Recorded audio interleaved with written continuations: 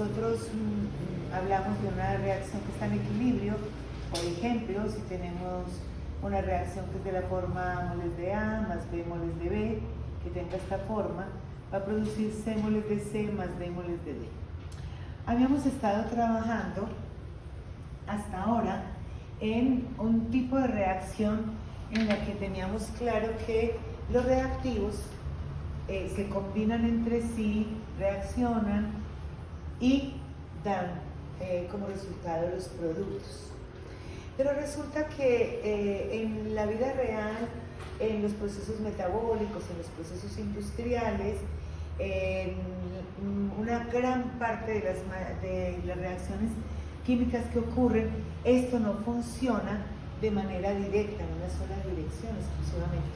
En realidad, la mayoría de las reacciones ocurren en sentido directo, los reactivos se combinan para formar productos y los productos a su vez van reaccionando y retornan a reactivos. Eso es lo que conocemos como una reacción reversible. Las reacciones reversibles son aquellas que corresponden a situaciones en las que los reactivos empiezan a reaccionar los productos entre sí y terminan encontrando una condición de equilibrio. Entonces, la mayoría de reacciones no se completan, sino que los reactivos se van combinando, forman productos y los productos a su vez retornan a reactivos. Esa es una condición de equilibrio. El equilibrio es una condición que una reacción alcanzará siempre que transcurra de esa manera porque corresponde al mínimo energético de la reacción.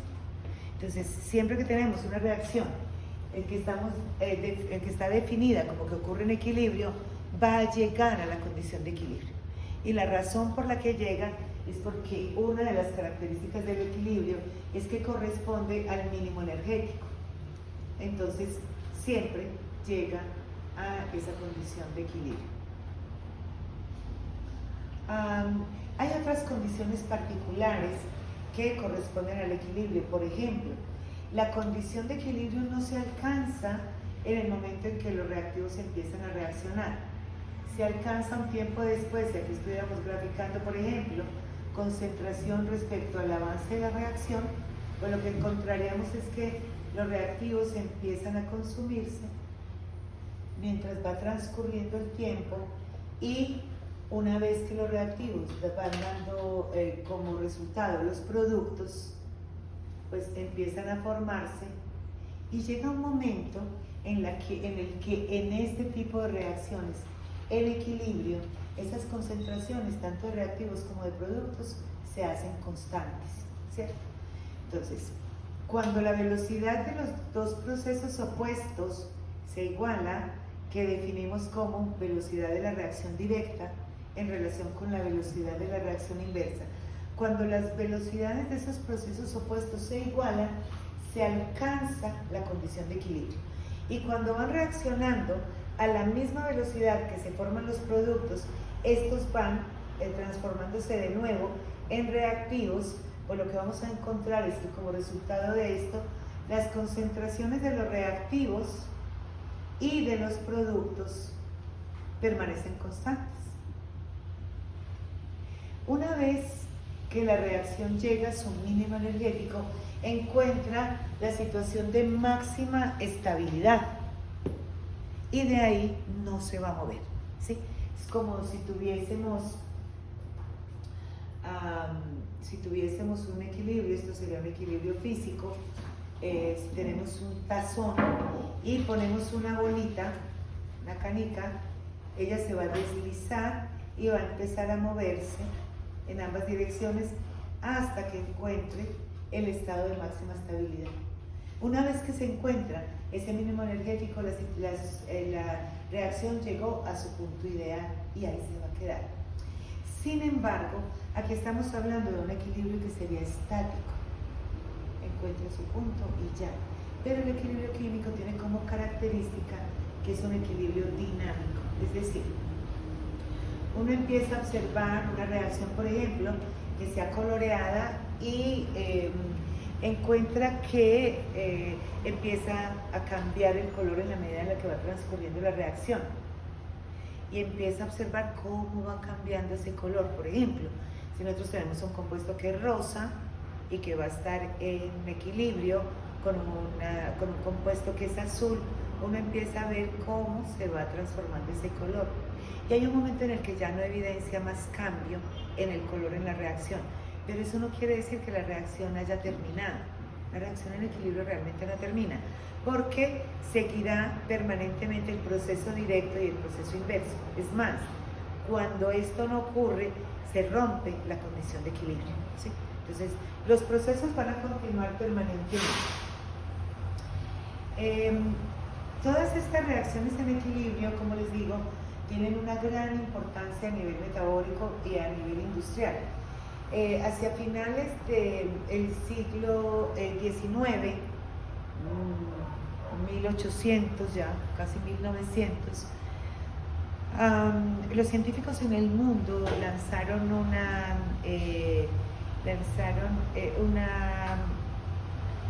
predicción de lo que iba a ocurrir en muy poco tiempo, una alarma de, fíjense que en la medida en que está creciendo la población, no vamos a alcanzar a producir la cantidad de alimento que requiere. No hay forma, porque no hay forma de fertilizar los suelos a la velocidad que se está consumiendo el alimento por la explosión demográfica. Y aparecieron varias condiciones importantes. Se requería con mucha urgencia tener nitratos para poder hacer los fertilizantes, y apareció el proceso Haber. Haber en realidad lo que hizo fue tomar un proceso que ya se conocía bastante bien, en el que el nitrógeno que se toma del aire y el hidrógeno, que es muy fácil de obtener en algunos procesos, pues producen amoníaco. El problema, el amoníaco ya era el sustrato para poder producir los fertilizantes. El problema real estaba en que esta reacción ocurría en equilibrio. Entonces, si bien sí se producía el amoníaco, obviamente se devuelve, y la cantidad de amoníaco requerida pues no se alcanzaba a producir de manera importante. Este proceso es uno de los más importantes hasta el día de hoy. Cambió la historia de la humanidad desde hace esto apareció en 1905 más o menos, y en 1913 se logró hacer ya a nivel industrial. Y realmente generó las condiciones necesarias para tener la cantidad de amoníaco para hacer los fertilizantes, y por eso nosotros producimos tanta comida. Realmente es por este proceso. Este proceso de 1913 al día de hoy consume el 5% del gas natural del planeta y el 2% de la energía de todo el planeta. Se consume justamente en este proceso. Sigue siendo importantísimo. Hoy por hoy tenemos ya dificultades, que hay demasiado amoníaco, hay demasiado nitrógeno disponible, y eso hace que tengamos ya otras condiciones pues, que se tendrán que atender, pero resultó precisamente para atender una condición de la humanidad que era grave, era limitante. Aún cuando no hubiese ocurrido la Segunda Guerra Mundial, la humanidad hubiera resultado diezmada. Lo que pronosticaban los científicos era que para 1950 la mitad de la humanidad moriría de hambre. Pues murió en campos de concentración, en batallas, llegamos al mismo punto, pero la verdad fue que logramos establecer este proceso, y poder formar el amoníaco que se requería implicó conocer a profundidad las reacciones en equilibrio, precisamente porque necesitaba modular esta cantidad que se requería. Y ahí aparece el principio de Le Chatelier. Entonces, una vez que un sistema ha alcanzado la condición de equilibrio, no va a salir de ahí porque corresponde al mínimo energético. Sin embargo, cuando esa condición de equilibrio se altera, bien sea en términos de la concentración, la presión o la temperatura, ¿sí? Entonces la condición de equilibrio se puede alterar, bien sea cambiando la concentración,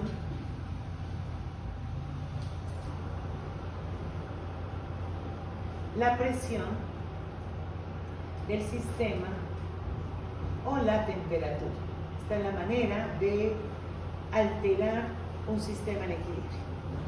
Y para poder estudiar qué es lo que hace una reacción en equilibrio, cuál es el resultado de esas alteraciones, entonces un científico francés logra expresar una situación particular que se convirtió en un principio, que es lo que conocemos como el principio de Le Chatelier.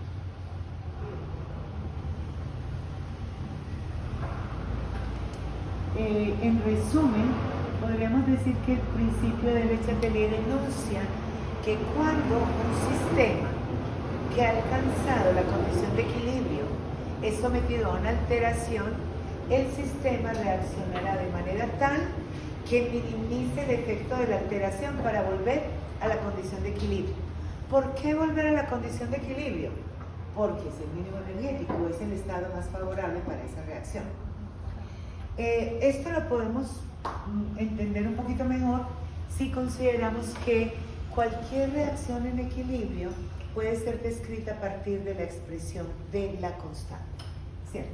Entonces aparece la constante de equilibrio que puede darse o bien en función de la concentración o en función de la presión, dependiendo si el sistema es acuoso o si es gaseoso. La constante de equilibrio de un sistema, de una reacción que está ocurriendo en equilibrio, entonces se define como el producto de la concentración de los productos, cada uno elevado a su respectivo coeficiente estequiométrico en la ecuación balanceada respecto a el producto de la concentración de los reactivos, cada uno elevado a su respectivo coeficiente estequiométrico en la ecuación balanceada.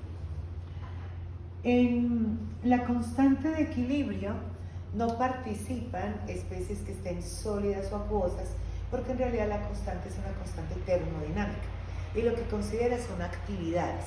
Entonces, para los sólidos y los líquidos, termodinámicamente la actividad corresponde a 1.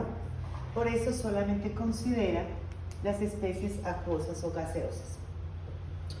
Hoy lo que nosotros vamos a tener es una reacción que está en equilibrio, ¿sí? Que el equilibrio está establecido en estas, y vamos a ver cómo a partir de la aplicación del principio de Le Chatelier podemos predecir qué ocurrirá en el sistema.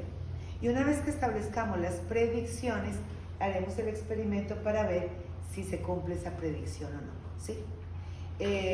Lo que vamos a encontrar es una serie de cambios en la reacción y ahí podremos definir si nuestra predicción estuvo correcta o no. En caso de que la predicción no esté correcta, pues eso nos permite efectivamente hacer los ajustes en la comprensión de este principio fundamental para los equilibrios químicos, ¿sí? Es muy importante.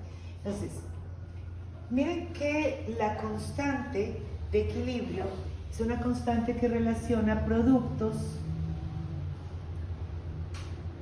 sobre reactivos y tiene de mucha importancia que es una constante de proporcionalidad.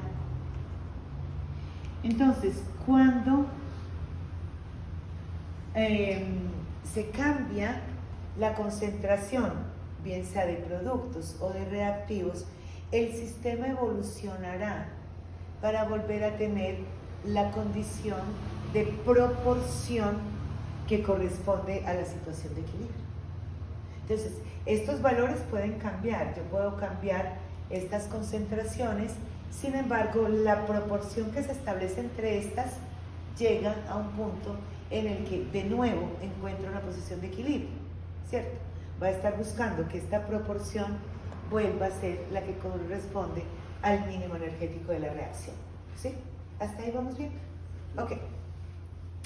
Entonces, como recurso para ver cómo aplica el principio de Le Chatelier en estos sistemas y cómo se puede modular realmente un sistema en equilibrio, decíamos entonces que se puede alterar la concentración la presión o la temperatura. Hoy vamos a trabajar con alteraciones de la concentración. ¿Cómo se puede alterar esa concentración? Bien.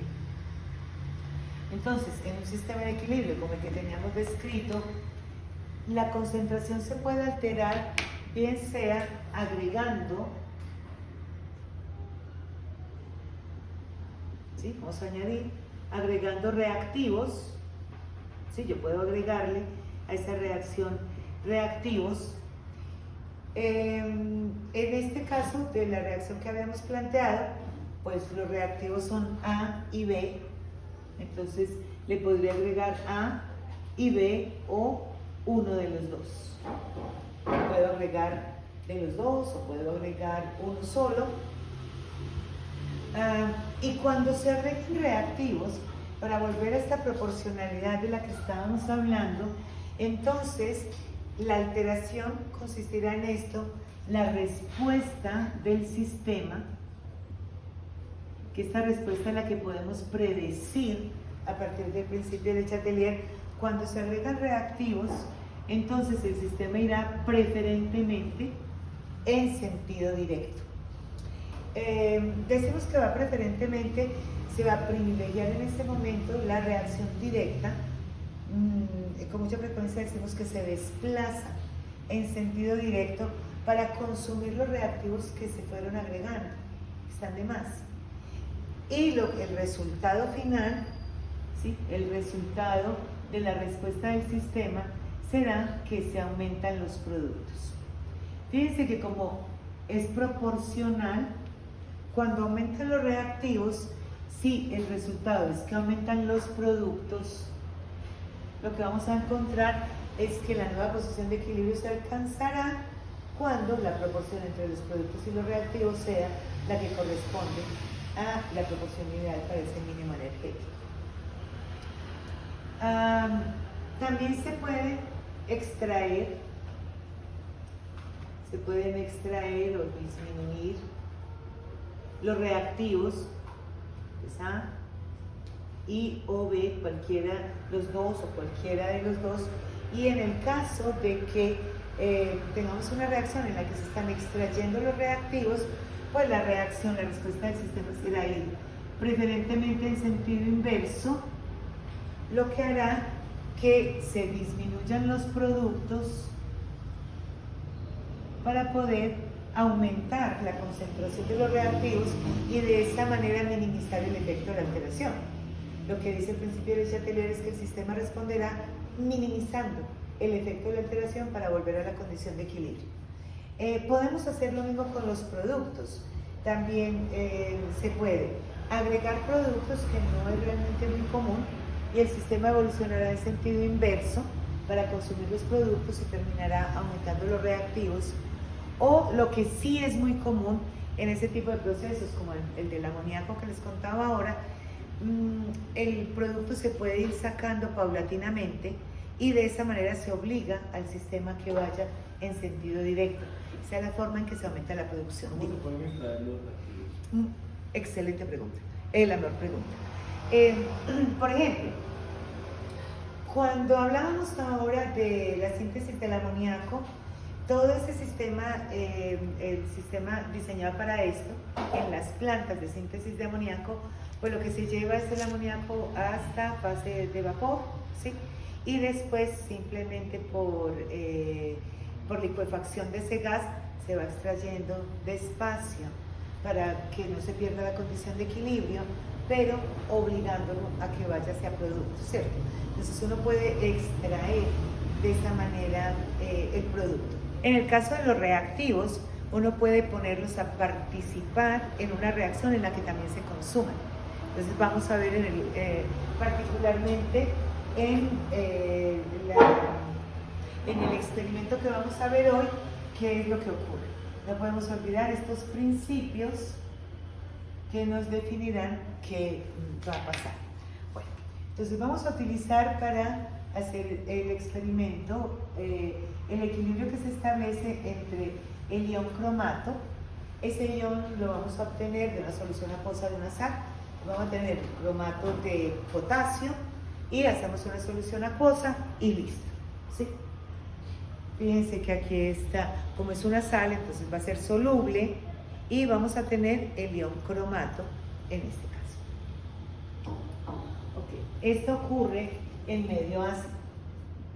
Entonces, en presencia de ácido se establece un equilibrio con el ion dicromato